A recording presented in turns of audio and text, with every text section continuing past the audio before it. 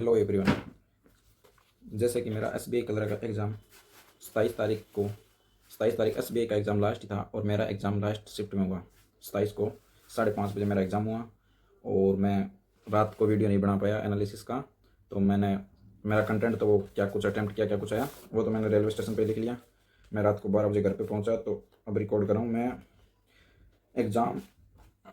मैंने जहाँ तक देखा है एसबीआई का एग्ज़ाम कलर का अभी तक की जो शिफ्ट में 12 की 12 शिफ्ट में 27 अगस्त का 4th शिफ्ट का एग्ज़ाम टफ है, क्योंकि उसमें कैसलेट भी थी और क्वांट में अर्थमेटिक भी अच्छे खासे लेवल के थे और रीजनिंग ठीक था और इंग्लिश में भी कोई मतलब नंबर स्कोरिंग जैसे कि फिक्स होते हैं, जैसे क्लोज टेस्ट से नंबर निकालिए, नंबर निकालने वाला कुछ भी स्कोप नहीं था, डायरेक्ट नंबर नहीं निकल रहे थे।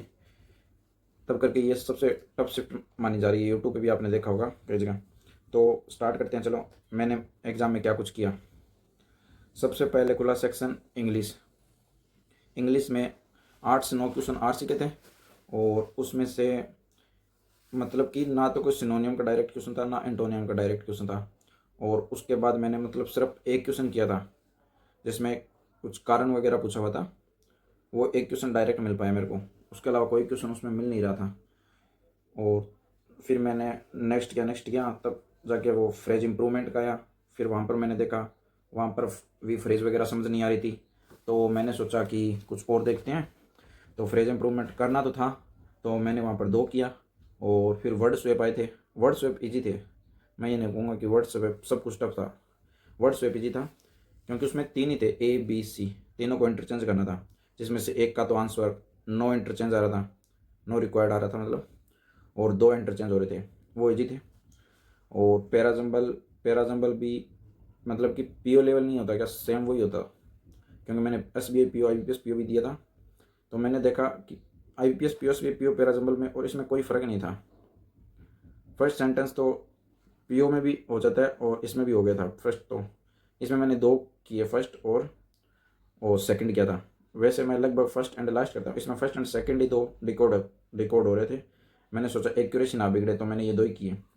ये टफ क्यों था, क्योंकि ए से ई तक का तो होता है ना 5 सेंटेंस वाला, तब तो ठीक होता है। इसमें ए से अब तक का था 6 क्वेश्चन, 6 लाइन में जा रहा था, तो मैंने ये नहीं किया। और उसके बाद में 4 क्वेश्चन एरर नो एरर, मतलब जैसे कि नहीं होता क्या, अपन को किसी एक पार्ट में एरर देखना है तो वो हो जाता है लगभग। लेकिन क्या है कि इसमें ऐसे दिया हुआ था कि मतलब कौन सा पार्ट मतलब जो एरर फ्री है आपको वो देखना है, नहीं तो आप ऑल आर करेक्ट करो। तो करके इसमें से मतलब कुछ डायरेक्ट मिल नहीं रहा था। एरर वगैरह अमूमन जल्दी मिल जाता है, कलर के लेवल में पूछता भी एरर ही है, तो ये भी वहाँ पर टफ हो गया। तो मैंने इसमें भी एक ही क्वेश्चन मार्क किया, एक ही मेरे को मिला। और वर्ड यूजेस थे, जैसे कि मतलब नहीं होता कोई वर्ड दे दिया, उसके 3 सेंटेंस दे दिया, किस में से सूटेबल हो रहे हैं, वो थे, वो मैंने नहीं किए, क्योंकि वो जो भी वर्ड थे उसका मेरे को मीनिंग समझ नहीं आ रहा था। और फिलर्स के 3-4 क्वेश्चन थे, फिलर्स भी ईजी थे, मतलब जैसे कि एक सेंटेंस था उसमें ऑप्शन था, ऑप्शन थोड़े क्लोज थे, ये बात तो सही है, क्योंकि मतलब कि एक वर्ड था उसमें ये आना था कि मतलब किसी एक बंदे को जॉब की रिक्वायर है तो वो हार्ड वर्क करा है। तो उसमें मतलब रिक्वायर की जगह मतलब क्लोज जैसे नीडेड हुआ, रिक्वायरमेंट हुआ, और ऐसे थे। नीडेड मतलब नीडेड के लगभग सिनोनिम थे, तो वहाँ पर थोड़ा सा ध्यान से करना पड़ रहा था। और कोलम्बस का एक क्वेश्चन था, वो मैंने किया क्योंकि मतलब उसका डायरेक्ट पेयर मिल गया था। उसके बाद बात आती है क्वांट की। क्वांट में सिंप्लीफिकेशन के 7-8 क्वेश्चन थे और सीरीज के 2 क्वेश्चन थे। एक में तो क्यूब का डिफरेंस चल रहा था, क्यूब 7 का क्यूब प्लस हो रहा था, 8 का क्यूब माइनस हो रहा था, ऐसे ऐसे करके क्यूब का निकालना था। लगभग 8 का क्यूब भी जोड़ने के बाद वो आ रहा था, जो मिसिंग था ना वहाँ पर 2 ही क्वेश्चन थे मिसिंग के। एक डी आई थी, पेन का डाटा दिया हुआ था, एक बुक का डाटा दिया हुआ था, दोनों सोल्ड के थे, ए बी सी।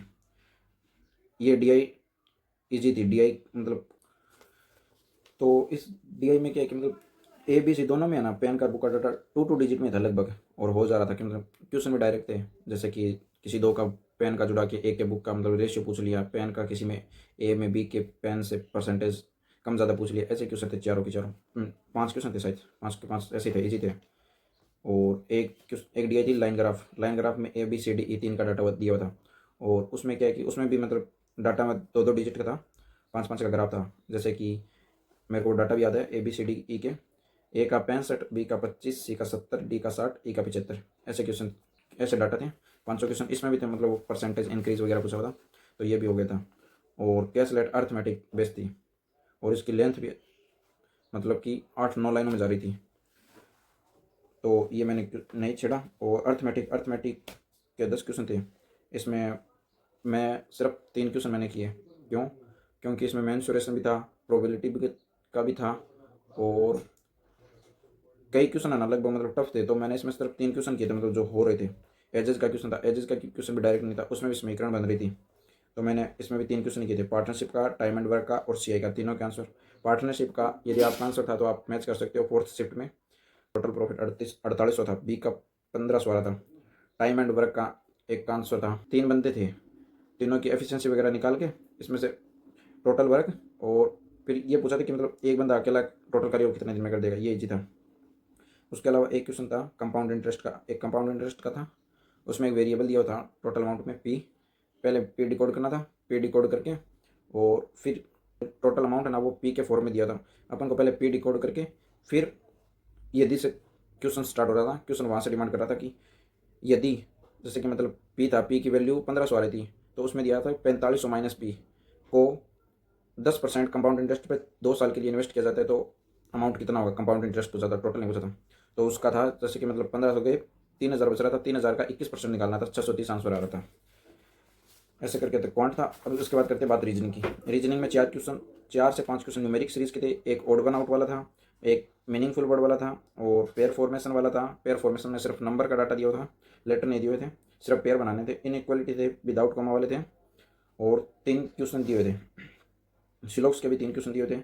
ऑर्डर रैंकिंग वाला था एक, उसमें 3 क्वेश्चन दिए हुए थे, ABCDEF, 6% थे, और इसमें से 2 का मतलब कि वो अमाउंट भी दिया था कि मतलब सेकंड हाईएस्ट और सेकंड लोवेस्ट इतना इतना है। और उसके बाद में एक क्वेश्चन था, एक 3 नंबर वाली पजल थी अनसर्टेन, 3 क्वेश्चन उसके थे, एक मंथ बेस्ट, 5 क्वेश्चन थे डेट मंथ, और 5 मंथ थे, 2 डेट थे, एक 16 तारीख था उसमें, एक 21 तारीख दिया हुआ था। इसके 5 क्वेश्चन थे। एक फ्लैट एंड फ्लोर वाली पजल थी, इसके भी 5 क्वेश्चन थे। फ्लैट एंड फ्लोर वाली ईजी थी, मैंने ये की थी, और एक मंथ बेस्ट की थी, एक अनसर्टेन की थी, अनसर्टेन नहीं की मैंने, एक रैंकिंग वाली की थी, और मिसलेनियस में लगभग सारे किए थे। ये ओड वन आउट वाला नहीं किया, एक मीनिंगफुल वाला नहीं किया। एक स्क्वायर बेस था, इसमें कॉर्नर में इन थे, मिडल में आउट थे। तब मैंने ये स्टार्ट किया था, तब मेरे पास 1.5 मिनट बचा था लास्ट में, और तब मेरे को पता चल गया ये हो भी जाएगा तो क्वेश्चन तो होंगे नहीं। तो फिर मैंने मतलब कि मेरा कॉन्फिडेंस वही डाउन हो गया, और मैंने इसको मैं इतना मतलब अट्रैक्शन के साथ नहीं कर पाया, जिसके कारण मतलब ये 1.5 मिनट कंप्लीट हो गई, पजल बनी भी नहीं। वैसे बन जाती है कलर की 2-2.5 मिनट में। तो ये थे तीनों सेक्शन। अब बात कर लेते हैं मेरे अटैम्प्ट की। मेरे अटैम्प्ट की बात करें तो मैं बता दूं आपको कि वहाँ पर पहली बार तो मेरा सेंटर था, वो पहली बार आया था गंगानगर। गंगानगर में मेरा पहली बार सेंटर आया था, और पता नहीं वहाँ पर क्या कुछ प्रॉब्लम थी उसमें कि मतलब एक तो ऑप्शन पे क्लिक नहीं हो रहा था माउस डायरेक्ट, मतलब कि जैसे एग्जैक्ट बिंदु नहीं होता ABCD, एग्जैक्ट बिंदु पे क्लिक करवा रहा था वो, और उस पर भी मतलब 3-4 बार क्लिक करे तो क्लिक हो रहा था। इसलिए मेरा मतलब वो क्लिक होने में ज़्यादा टाइम लग रहा था, और इसलिए मेरे इंग्लिश में 13 ही क्वेश्चन हुए, और क्वांट में मेरे 21 थे, और रीजनिंग में मेरे 24 ही क्वेश्चन हुए। टोटल मेरे 58 क्वेश्चन हुए। लेकिन मुझे थोड़ा सा ना दुख इस बात का है कि बहुत ज़्यादा कम हो गया, क्योंकि पिछली बार मेरा एग्ज़ाम सेंटर